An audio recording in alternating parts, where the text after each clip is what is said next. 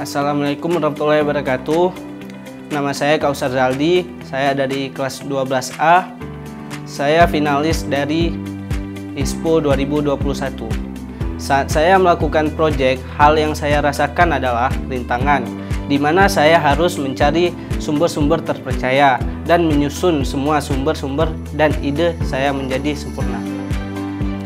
Dan setelah mengikuti pembimbingan tim proyek Fatih, hal yang saya dapatkan adalah saya mendapatkan pengalaman dan juga saya menjadi lebih tahu bagaimana caranya membuat suatu proyek dengan struktur yang benar.